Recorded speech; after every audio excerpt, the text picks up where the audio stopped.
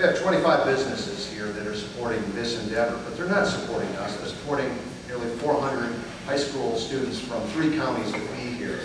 The honor of hearing a governor give a keynote address to engage in question and answers and integrate with you. We are so grateful for that. But the salient message to the students always is, know these companies. They are sustainable employers. They care about you. And if you were smart, you would get to know them and thank them, because you're only here because of them and our invitation. So we thank the front half of the room. Pretty remarkable, and it's a cool piece of collaboration. About what's happened with manufacturing.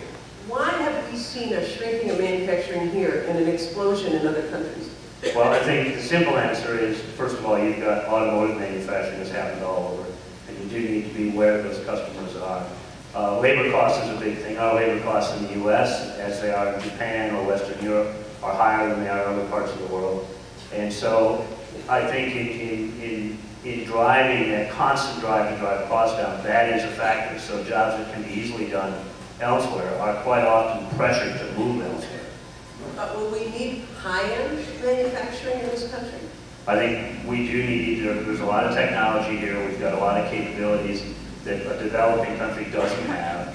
But what we don't have is a lot of just basic labor, didn't make it through high school, I can just go get a job and provide enough money to live on. That's going to get tougher and tougher to do. Okay, did you guys hear that? We won't have the kinds of jobs we've had in the past. So if you had advice for these kids, what would it be?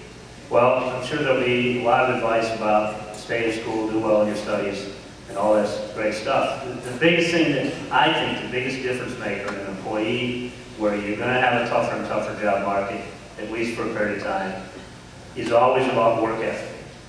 It's always about work ethic. If you work hard, whatever you're going to do, if you're bussing tables part-time, or you're working in school, you're mowing grass, whatever you're doing, if you've got a strong work ethic, you work hard, you can have fun, but if you're serious about what you do, you come to work and you put in an honest day's work and you work hard, as boring as that sounds, that's not everybody. Those people can be scarce. And if you've got a good work ethic, you'll go far in life. I spent 19 years with those Cadillac classes and later the Avon group before the latest split, and then went with this spin-off company with that, acquired it. They're actually sitting over here, the Piranha Hose people, and ran that for about 5 years.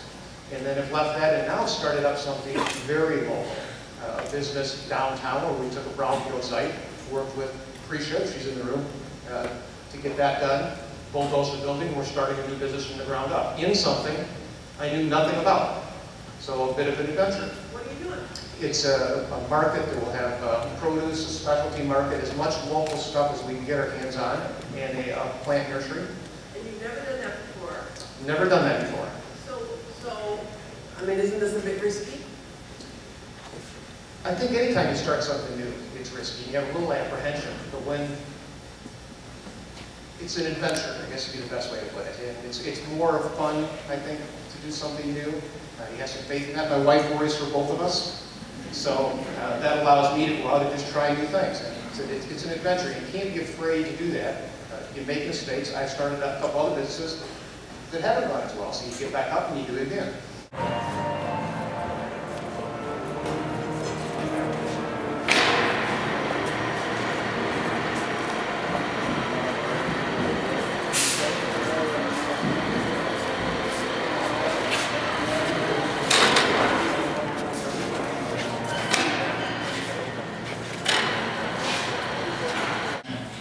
Business now in almost 50 countries between the 3 lines here.